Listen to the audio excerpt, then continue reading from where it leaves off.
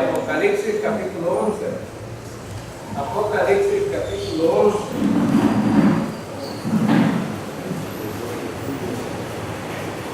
En el estudio anterior estuvimos viendo acerca del librito que le fue ordenado poner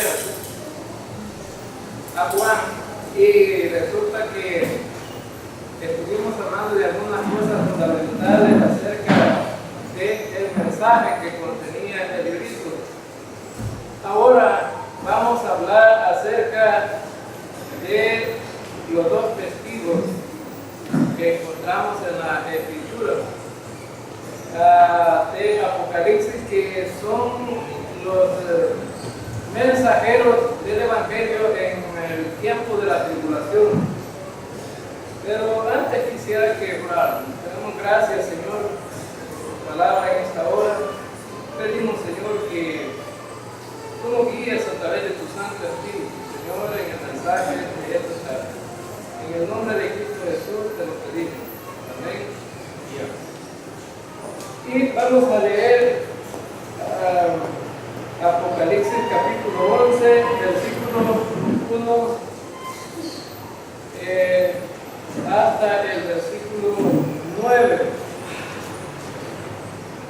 Apocalipsis capítulo 11 hasta versículo 1 al versículo 9. Me fue dada una caña de medir semejante a una vara, y alguien dijo: levántate y mide el templo de Dios y el altar, y a los que en él adoran. Pero excluye al patio que está fuera del templo. No lo midas, porque ha sido entregado a las naciones, y éstas hollarán la ciudad santa por 42 meses. Y otorgaré autoridad a mis dos testigos, y ellos profetizarán 1260 días, vestidos de silicio. Estos son dos olivos y los dos candeleros que están delante del Señor de la tierra. Y si alguno quiere hacerle daño, su boca sale fuego y devora a sus enemigos. Así debe morir cualquiera que quisiera hacerle daño. Estos tienen poder para cerrar el cielo, a fin de que no llueva durante los días en que ellos profeticen. Y tienen poder sobre las aguas para convertirlas en sangre, y para herir la tierra con toda suerte de plagas todas las veces que quieran. Cuando hayan terminado de dar su testimonio, la bestia que sube del abismo hará guerra contra ellos, los vencerá y los matará, y sus cadáveres yacerán en la calle de la gran ciudad, que simbólicamente se llama Sodoma y Egipto, donde también su Señor fue crucificado. Y gente de todos los pueblos, tribus, lenguas y naciones contemplarán sus cadáveres por 3 días y medio, y no permitirán que sus cadáveres sean sepultados. Y los que moran en la tierra se regocijarán por ellos, y se alegrarán y se enviarán regalos unos a otros, porque estos dos profetas atormentarán a los que moran en la tierra. Pero después de 3 días y medio, el aliento de vida de parte de Dios vino a ellos, y se pusieron en pie. Gran temor cayó sobre quienes lo contemplaban. Entonces oyeron una gran voz del cielo que les decía: subid acá. Y subieron al cielo en la nube, y sus enemigos lo vieron. En aquella misma hora hubo un gran terremoto, y la 10ª parte de la ciudad se derrumbó, y 7,000 personas aterrorizadas dieron gloria a Dios del cielo. Al segundo ay han pasado, he aquí, el tercer ay viene pronto.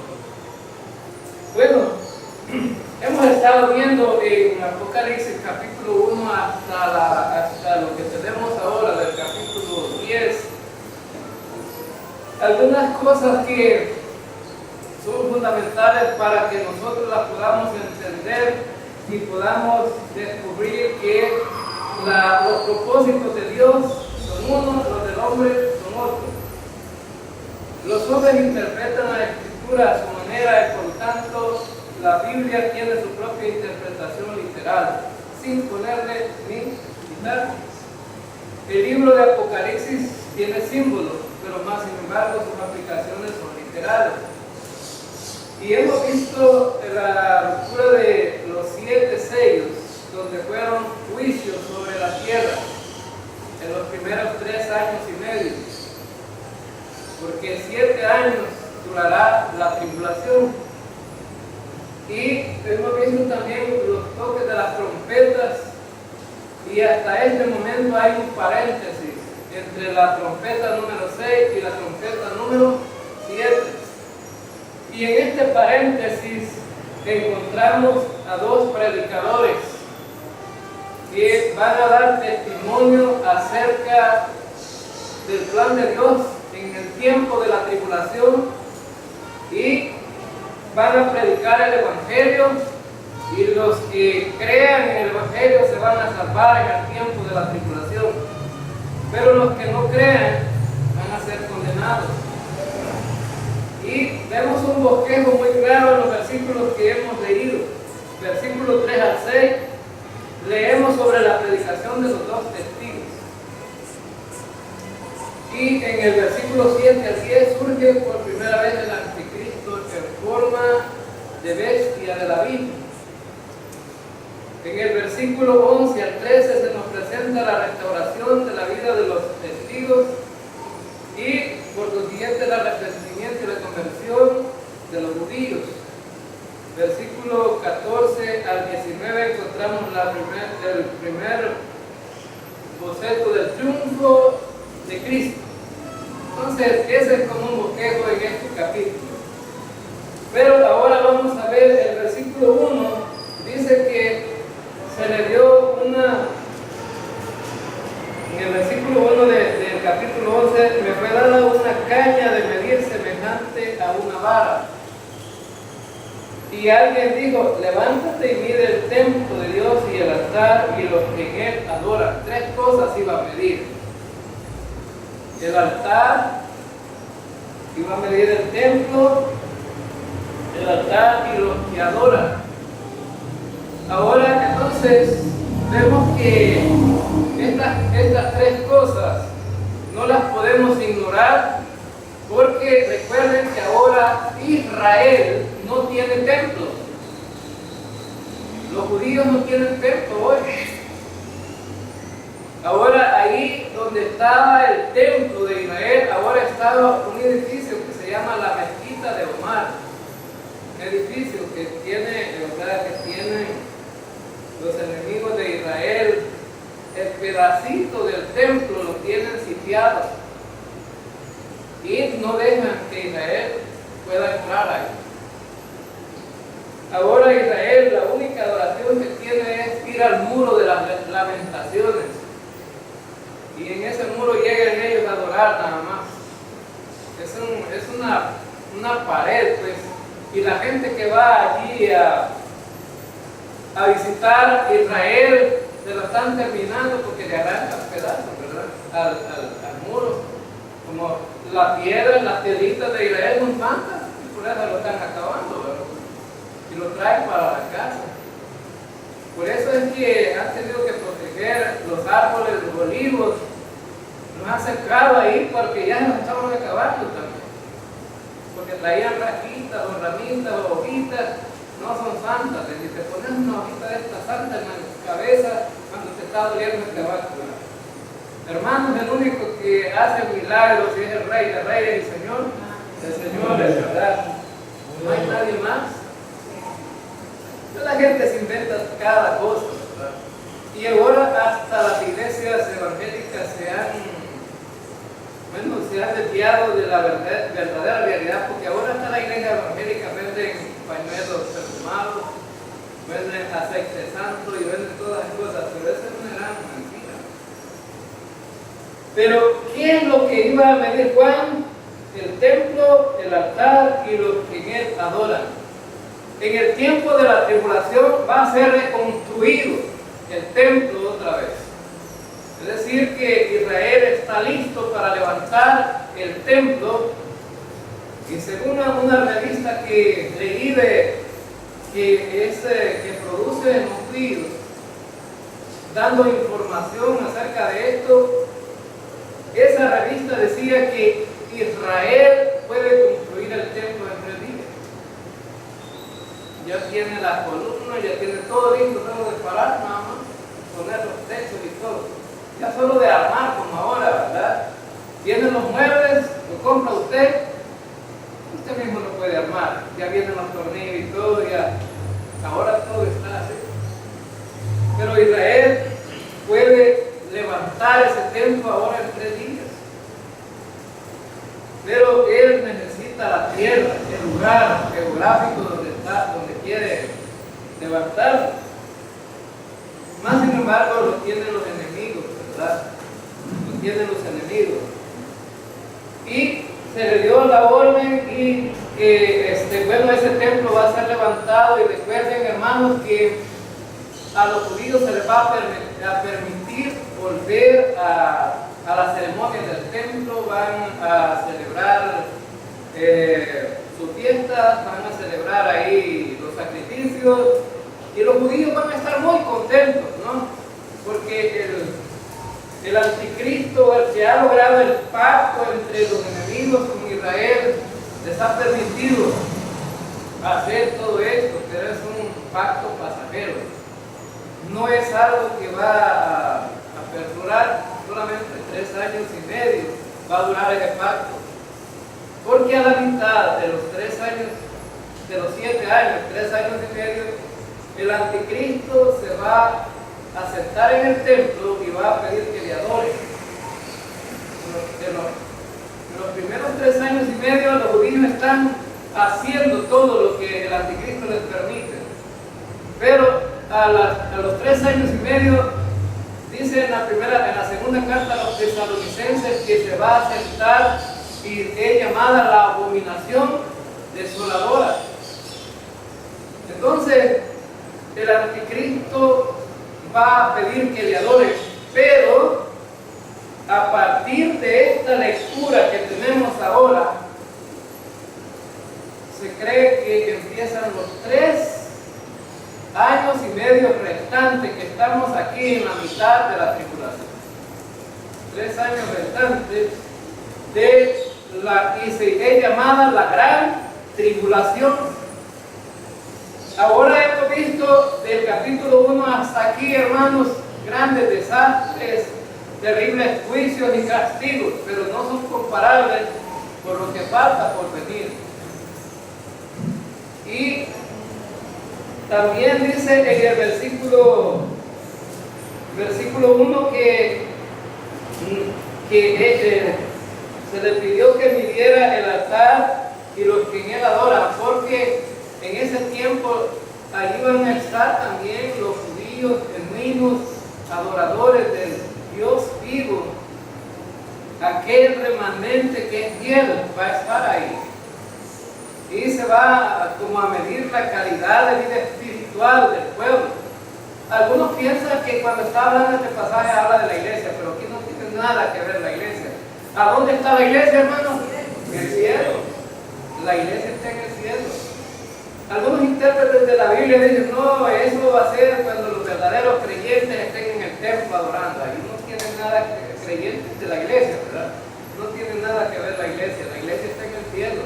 Está en la boda del Cordero y está el juicio para los creyentes, el tribunal de Cristo, que significa que los creyentes van a ser premiados o van a ser avergonzados. Pero es un juicio que no lleva castigo, como el juicio del trono blanco. Ahora, entonces vemos también en el versículo 2, pero excluye el patio que está fuera del templo. No lo midas, porque ha sido entregado a las naciones, y éstas hollarán la ciudad santa por 42 meses. Ahora, ¿cuánto representan 42 meses? Significa 3 años y medio. Entonces, 3 años y medio faltan para que se termine el juicio de Dios a partir de este capítulo. Ahora entonces, vemos aquí que no se le permitió medir el patio, porque el patio representa toda la parte externa de lo que es el templo. Los judíos están metidos solamente en el lugar santo y el lugar santísimo. El patio fuera de ahí era donde los gentiles podían ir a hacer sus oraciones, pero no se les permite entrar más allá. Solo a los hombres judíos podían entrar ahí. Los sacerdotes podían entrar y hacer sus celebraciones adentro, y el sumo sacerdote al lugar santísimo. Pero aquí dice que se le está entregando a los gentiles la parte externa del templo. ¿Y cuál es la razón? Bueno, recuerden que a partir de aquí el anticristo empieza la persecución de los judíos, y también empieza el dominio de las naciones sobre Israel, en el sentido de persecución, en el sentido de pelear y de la guerra que se va a armar ahí. Entonces los gentiles van a querer tomar posesión de todo el territorio, y entonces por eso es que no se les permite medir, porque aquí el Señor está diciendo, bueno, ellos van a tener toda la libertad política y religiosa en contra de los judíos, porque el anticristo está sentado en el trono y está gobernando. Ahora, hermanos, una pregunta importante para ustedes: ¿el anticristo está gobernando porque Dios quiere o porque Él tiene el poder de hacerlo? Porque Dios quiere. Porque Dios quiere. Porque Dios le ha permitido ese tiempo. Pero no es porque Él tiene el control de todas las cosas. Recuerden que Dios es soberano y Dios hace las cosas como a Él le parece. Y aunque a nosotros no nos guste, pero Dios es así, es soberano. Y las cosas que Él hace debemos de aceptarlas tal como Él las hace. Ahora entonces, aquí le permite a los gentiles ir en persecución de Israel. Viene el sufrimiento. En el Evangelio de Mateo, capítulo 24, dice en el versículo del 13 en adelante, dice que va a haber gran persecución y va a haber tribulación como jamás la ha habido, y las mujeres van a ser perseguidas, y él dice ojalá que la huida las mujeres no estén encintas, es decir, no estén embarazadas, porque la huida es terrible en el sentido de que, y dice ojalá que no sea invierno. ¿Y por qué es que es terrible la huida en un invierno en Israel? Porque no es agua. La lluvia ya, ahí no va a ser lluvia, es nieve la que cae. Es decir, que cuando llueve ya es nieve. Y resulta que huir en una nevada, las mujeres que están embarazadas sin poder cubrirse o encontrar un lugar para cobijarse, es terrible. Ahora viene tremenda persecución. Por eso es que aquí es un tiempo para los gentiles, tiempos en los cuales los gentiles van a tomar el control en la persecución. Y dice en el Evangelio de Mateo capítulo 24 también, si aquellos días no fueran acortados, nadie se salvaría. Por eso en ese momento difícil, en ese momento que al parecer Israel está, lo tienen casi para destruirlo, Dios envía a su Hijo, al Rey de Reyes, y viene en cabalgadura para conquistar al mundo y para conquistar a los enemigos. Se espera que para ese tiempo Cuando fue escrito el libro de Daniel y cuando fue escrito el libro de Apocalipsis, no se conocían las armas que conocen ahora. Pero dice que va a haber una guerra tremenda en contra de Cristo, que viene a vencer a sus enemigos. No van a ser las espadas y las flechas que había en el tiempo que fue escrito el libro de Daniel y escrito el libro de Apocalipsis. Ahora van a ser misiles, hermano. Armas nucleares. Imagínense una guerra de armas nucleares en contra de Cristo. Pero, más sin embargo, el Rey de Reyes viene a gobernar y a conquistar. Y tiene el poder y el control de todas las cosas. Versículo 2 dice que también, en el versículo 3 dice que otorgaré autoridad a mis 2 testigos y ellos profetizarán por 1260 días vestidos de silicio. Es decir, estos testigos van a predicar durante 3 años y medio. 3 años y medio. Ahora, entonces, pero estos testigos, bueno, su mensaje va a ser el mensaje de juicio y de salvación. Un mensaje mezclado. De juicio para los que no crean y de salvación para aquellos que quieran salvarse. Así va a ser el mensaje. Y va a ser predicado el Evangelio del Reino. Por eso Él va a pedir arrepentimiento a los judíos. Ahora entonces, el mensaje es también un mensaje sombrío. Es decir, dice el versículo 3 que ellos profetizarán vestidos de silicio. La palabra silicio significa ser vestido de luto, estar de luto. Ahora estos predicadores, ese mensaje va a ser sombrío porque va a ser un mensaje de juicio. Hermanos, y hasta aquí hemos visto que en la primera etapa de la tribulación los grandes juicios se desarrollan, pero la gente todavía,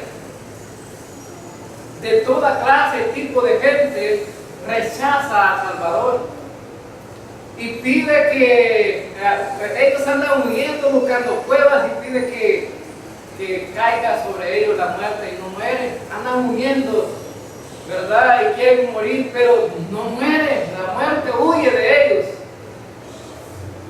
Ahora hemos visto hasta ahí esa característica de la gente del tiempo, a pesar de las calamidades, de los sufrimientos, a pesar de los castigos que se dan, la gente no se convierte, no quiere buscar a Dios.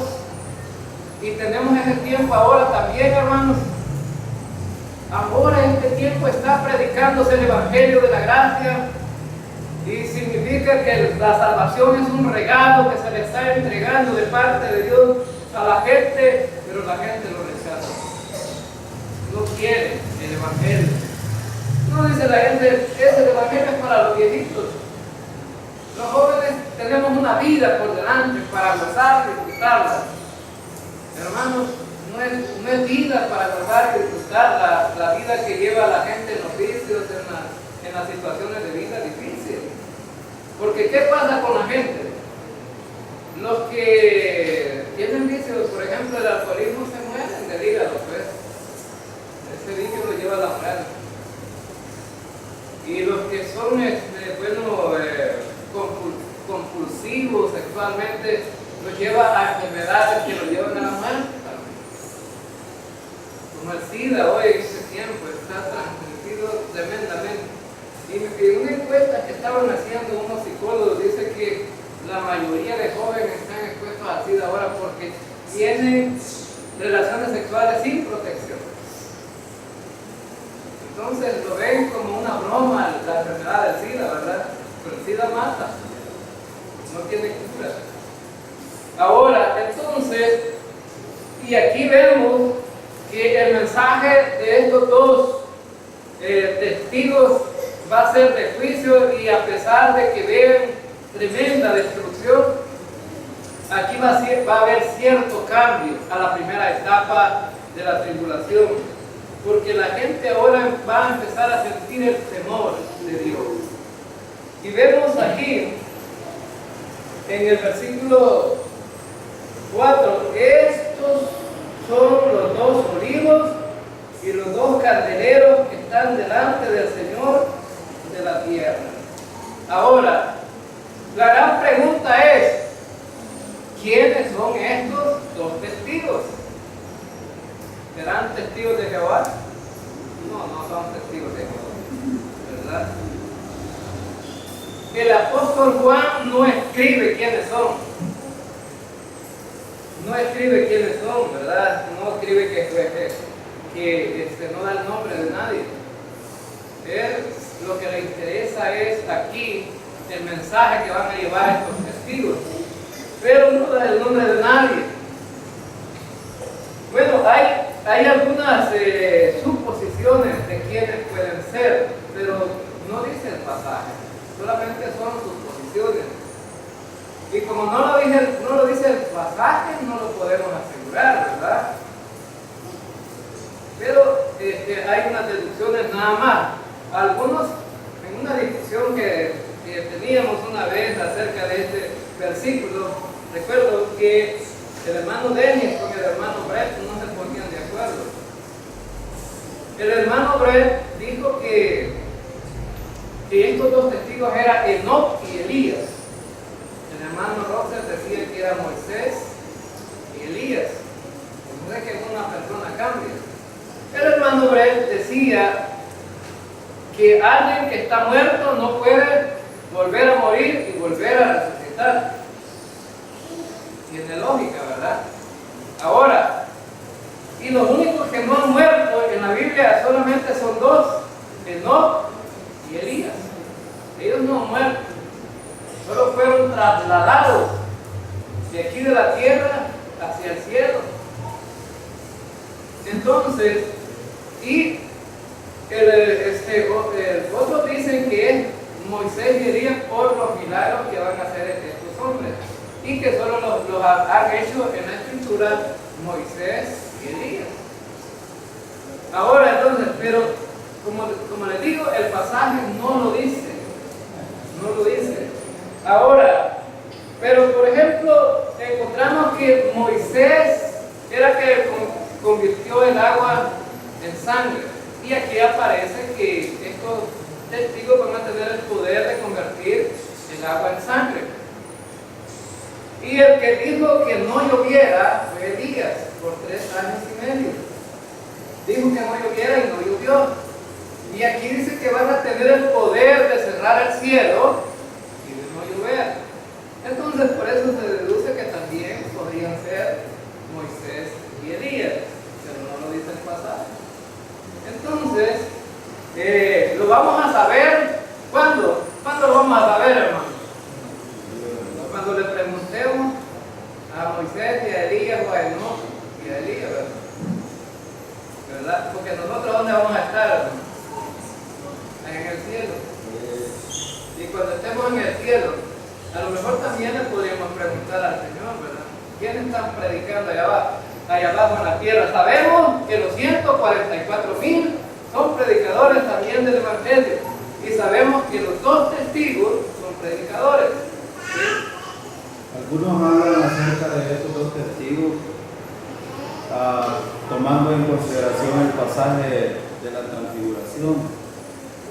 Moisés y Elías fueron los que se presentaron delante de Pedro, y Jesús estuvo ahí, y por eso es que algunos aseguran que probablemente sea Moisés y Elías, representando uno por el lado de la ley y el otro a los profetas. Y ellos estaban en la presencia de Dios precisamente porque le transfiguraron. Y por eso es que algunos aseguran de que es más certero Moisés y Elías que puede hacer. Y por los milagros que en el Antiguo Testamento, y por los milagros que van a hacer en este tiempo. Aún les digo, si el Señor nos manda un terremoto, están las iglesias llenas. Viene el fin del mundo, dice la gente. A los días, cuando ya volvieron la gente a tener su casita y a tener comida y la ropa y todo lo que necesitan, ya no van a la iglesia, ya tenemos todo lo que necesitamos. Y cuando había guerra, muchas iglesias se llenaron de creyentes para que no los agarrara la recluta, ¿verdad? Como los creyentes no los llevaban allá a la guerra. Más sin embargo, algunos cuando ya se terminó la guerra se fueron de la iglesia, ¿verdad? Cuando la presión de los conflictos, la gente trata de buscar a Dios, pero no la busca sinceramente, ese es el problema. Ahora, sino que no son sinceros con Dios, no son sinceros con Dios. Ahora, por eso es que, bueno, Dios dice, y es más, Dios, que grande misericordia, hermanos, tiene mucha gracia el Señor. Sí. Y sabe, el Señor está todavía esperando con los brazos abiertos a la gente para que vayan y se encuentren con Él. ¿Recuerdan ustedes la historia del hijo pródigo? Se fue, malgastó el dinero, presionó con todo lo que tenía y cuando no tenía nada, dijo, caramba, dice, hasta los que trabajan en mi casa tienen comida y yo no tengo nada. Voy a ir a donde mi padre y diré, Padre, he pecado contra el cielo y contra ti. Ahora, ¿de qué era digno este hombre, hermano? De que el padre le dijera, vete, ya gastaste lo que tenías, ahora ya no tienes nada. Pero Dios no es como nosotros. Nosotros somos capaces de hacer eso, hermano. Pero Dios todavía representa ahí al Padre en esa parábola y dice que Dios antes que llegara el hijo corrió y lo abrazó. ¿Y por qué, hermano? Porque como el problema de los judíos era que cuando un joven de estos cometía una cosa de estas, cuando regresaban los ancianos lo peleaban y lo mataban. Lo mataban. Y por eso el padre, antes que llegaran los ancianos, corrió y lo abrazó para protegerlo. Y así es Dios, hermano. Está todavía esperando con sus brazos abiertos, diciéndole a la gente, aquí estoy, venga pues. Aquí está la gracia de Dios para ustedes. Aquí está la misericordia y quiero darles de mi gracia. No la rechacen, ¿verdad? No la rechacen. Pero, más sin embargo, aún en los tiempos difíciles hay gente que todavía es dura de corazón, ¿verdad? El profeta, en el Antiguo Testamento, el profeta dijo que el Señor iba a hacer corazones de carne, porque eran como de piedra. Convertiré en corazones de carne.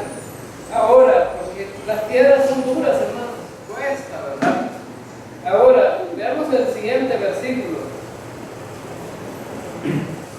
Y dice, y si alguno quiere hacerle daño, de su boca sale fuego y devora a sus enemigos. Así debe morir cualquiera que quisiera hacerle daño. Ahora, hermanos, aquí hay una promesa importante para estos dos testigos. No van a pasar más de lo que Dios les permita. Igual tenemos un versículo para la iglesia hoy día, ¿verdad? En 1 Corintios capítulo 10, que dice que Dios no nos va a hacer pasar más de lo que podamos resistir. Y estos testigos, Dios nos tiene protegidos por el tiempo que se esté predicando y para el tiempo que culmine el tiempo que Dios ha establecido que dure la predicación. Ahora, dice que de su boca va a salir fuego. Va a salir fuego. Ahora, hermano, ¿es fuego simbólico o será fuego literal? Cuando ellos hablan, ¿podrá quemar a otra gente con la boca, con el fuego que sale de la boca? ¿Es literal o es figurado? Pues aquí dice que es fuego, ¿verdad? ¿Y fuego cómo es? Ahora, entonces, Dios los tiene protegidos. Y si alguno trata de matarlos, ¿qué dice que va a pasar con los que los traten de matar? Así van a morir ellos. Así van a morir ellos. Ahora entonces, vemos que Dios no va a permitir que se les haga daño, porque ellos están cumpliendo un ministerio. Están cumpliendo un ministerio. Ahora, en el versículo 6 dice, estos tienen poder para cerrar el cielo, a fin de que no llueva durante los días en que ellos profeticen. Y tienen poder sobre las aguas para convertirlas en sangre y para herir la tierra con toda suerte de plagas todas las veces que quieran. El mensaje de estos testigos para algunos va a ser repugnante. Sus oídos van a querer estar cerrados por el mensaje de ellos. ¿En qué sentido van a ser odiados ellos? Porque ellos tienen la autoridad de decir que no llueva. Ahora, cuando no llueve en 3 años y medio, ¿qué va a pasar, hermano? Si no llueve 3 años y medio, va a haber una sequía, va a haber hambre, va a haber de todo. Y la gente va a querer comer y va a querer beber y no va a poder. Y el agua se va a convertir en sangre. Y la gente va a morir. Entonces la gente se va a volver en contra de los testigos y va a decir, esos predicadores que andan predicando, ay, nos han dado la maldición, ¿verdad? Por eso no hay agua, no hay nada aquí. O sea que la gente se va a volver en contra de ellos, mucha gente. Solamente se van a convertir aquellos que verdaderamente busquen a Dios, a un Dios real, a un Dios vivo, a un Dios que no es el Dios que imita a Dios, porque hay dioses que imitan a Dios y va a aparecer el anticristo imitando a Dios. Ahora, entonces vemos aquí que la gente pues va a escuchar el mensaje, pero muchos no van a creer, porque ellos van a tener el poder de decir que cesen las aguas. Versículo 7. Cuando haya terminado de dar su testimonio, miren el versículo 7 que dice, la bestia que sube del abismo hará guerra contra ellos, los vencerá y los matará. Ahora, hermanos, ¿quién es el único que puede matar a los testigos? La bestia, el anticristo. Es el único que sale del abismo. Cuando hablamos del abismo, ¿de qué estamos hablando? Sale de lugares oscuros, diabólicas, ¿verdad? Porque el anticristo pues le ha dado autoridad también, tiene autoridad de parte del diablo, ¿no? El diablo tiene autoridad que Dios le ha dejado esa autoridad por un tiempo. El diablo da autoridad a los seguidores de él, pero el diablo va a cesar con esa autoridad hasta que Dios quiera, hasta que Dios se lo permita. Ahora, y dice que el único que puede hacer guerra contra ellos y vencerlos es el anticristo.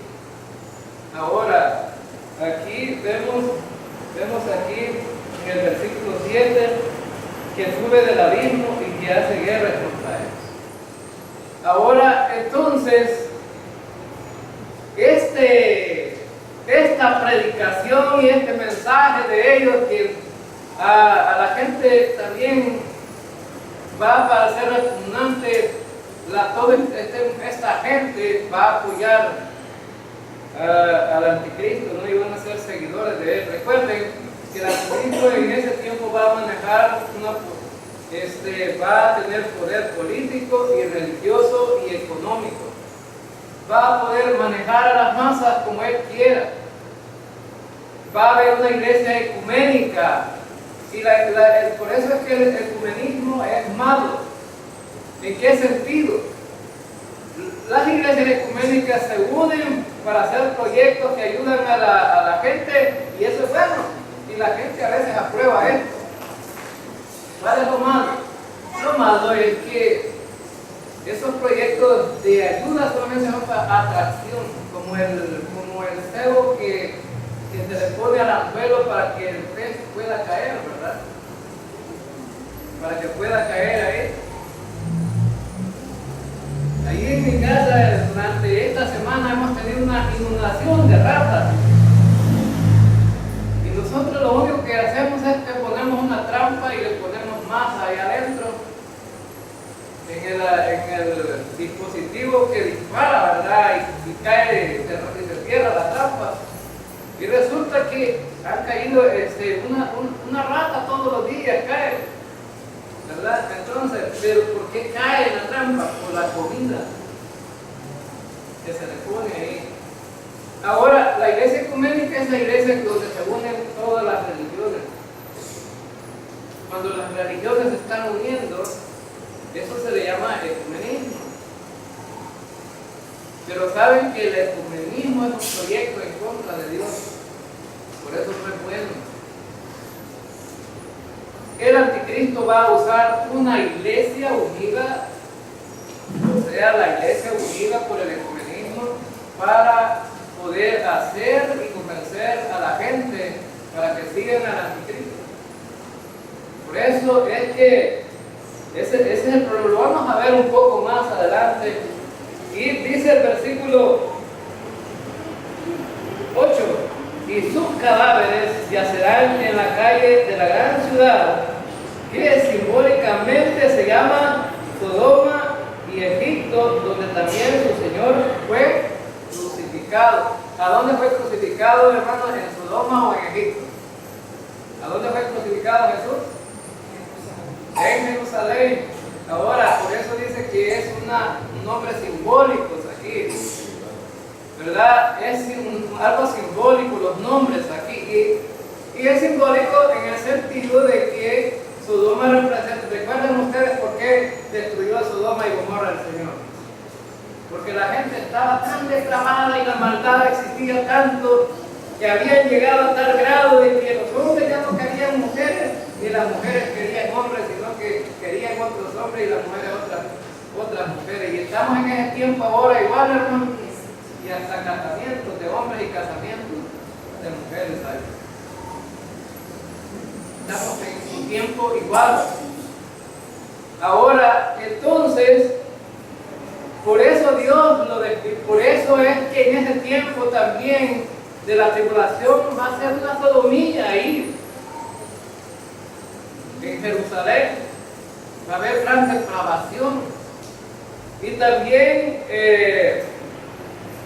se le llama, también se le llama Egipto, un lugar que estuvo sometido a Israel en esclavitud. Y por eso todavía los judíos ahí están en ese peligro de esclavitud, ¿verdad? Guiados por el anticristo, a toda la gente que sigue al anticristo. Ahora, por eso es que Israel tiene gran peligro y gran persecución.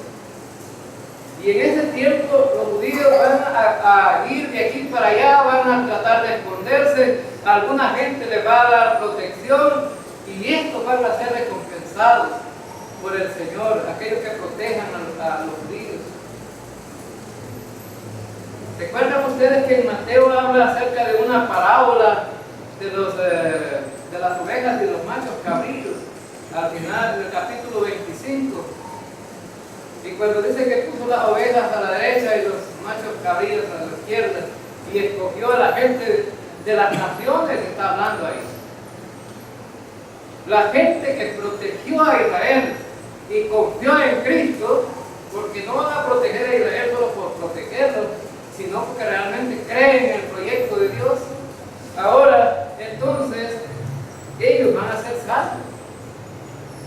Ahora entonces, vemos aquí que pues por eso tiene ese nombre simbólico, Sodoma y Egipto, pero realmente está hablando de Jerusalén, la de Jerusalén.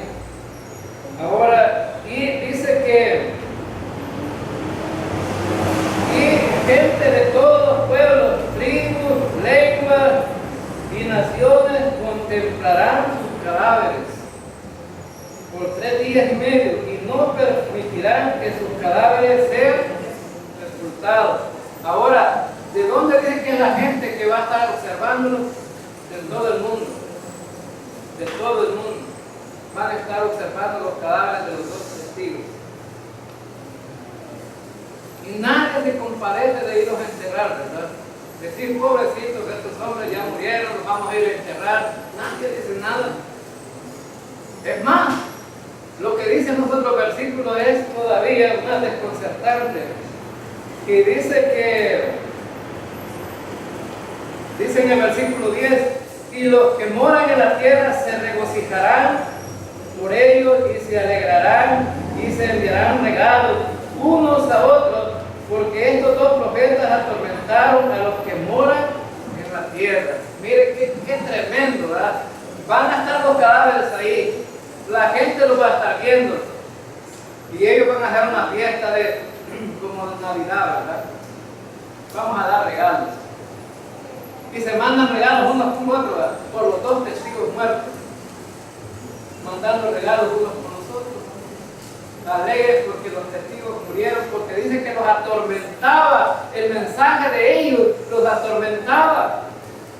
Hermanos, no es casualidad, ni es, podemos decir ahora también que las circunstancias llevan a eso a la gente hoy día, no. Ahora es repugnante para la gente cuando se predica el evangelio de la gracia hoy día. Dicen, no es un mensaje de Dios. Hermano, ¿cuántas veces aparece la palabra de gracia escrita en el Nuevo Testamento y muchas en el Antiguo Testamento? ¿Es un mensaje de Dios o no es mensaje de Dios? Es mensaje de Dios. Y la gente la siente repugnante cuando dice que el Señor quiere darle la salvación como un regalo gratuito, no porque lo merecen, sino porque Él ha decidido darle la salvación. La palabra gracia significa un regalo inmerecido, algo que uno no merece, pero que de todas maneras Dios decidió regalarlo y darlo al ser humano, a aquel que quiera tomarlo. Eso significa la palabra gracia. Hoy día también es repugnante para muchos oír ese mensaje. Es más, estaba leyendo yo en el internet, en la página donde yo tengo en Facebook, apareció un predicador que decía, ¿cómo se pone a creer que los creyentes vamos a estar juntos en el cielo? ¿Vamos a estar juntos, sí o no, hermano? ¿Eh? Aunque no nos llevamos bien aquí en la tierra, ¿cómo vamos a estar juntos en la tierra? Tremendo, ¿verdad? Para mí un falso profeta, ¿verdad? Hablando fuera de lo razonable. Hermanos, cuando vayamos al cielo, estos cuerpos van a ser glorificados y transformados. Y nada de pecado va a ir con nosotros para arriba. Por eso cuando el apóstol Pablo escribió que vamos a ir sin mancha y sin arruga, significa que no vamos a llevar pecado. Aquí todavía somos pecadores, hermanos. Amén, hermanos. ¿Somos pecadores? Todavía pecamos los creyentes. Y algunos dicen, yo a lo mejor no voy a ir al cielo porque todavía me considero pecador y un creyente. Y el Señor dice que los que estén con mancha y arrugas cuando Él venga, no se los va a llevar. El Señor no dice eso. El Señor dice que va a transformar a estos manchados y que tienen arrugas con cuerpos glorificados y los va a llevar para el cielo. Esos cuerpos van a ser glorificados y no depende de nosotros, sino depende del Señor, porque el Señor es que va a hacer eso. Intente quitarse todos los pecados usted, uno por uno, a ver si va a poder. Le aseguro que en el intento de uno fracasa todos los días. Por eso no vivimos por lo que fuerza humano, sino por la dependencia en el Señor por fe. Cada día vivimos dependiendo del Señor. ¿verdad? Ahora, dice el versículo siguiente, y dice, pero después de los 3 días y medio, el aliento de vida de parte de Dios vino a ellos, y se pusieron en pie, y el gran temor cayó sobre quienes los contemplaban. Entonces oyeron una gran voz del cielo que decía, subid acá, y subieron al cielo en la nube, y sus enemigos lo vieron. En aquella misma hora hubo un gran terremoto, y la 10ª parte de la ciudad se derrumbó, y 7,000 personas murieron en el terremoto, y los demás aterrorizados dieron gloria al Dios del cielo. Hermanos, espero yo y lo creo que en ese momento aquí va a haber dinero cuando hay terremoto. No como ahora, ¿verdad? Que de repente un terremoto y al día ya no, la gente no se espera. Pero dice que el Señor levanta, resucita a los 2 testigos y le dice, vengan al cielo. Se los lleva. Y la gente lo ve ir para arriba. Pero dice que cuando lo ve ir para arriba, les manda un terremoto. Para que no sean incrédulos y no creyentes. Les manda un terremoto. Y hermanos, a veces así quiere el ser humano, ¿verdad? Con una presión, si no hace nada, ¿verdad? Si no cambia la gente.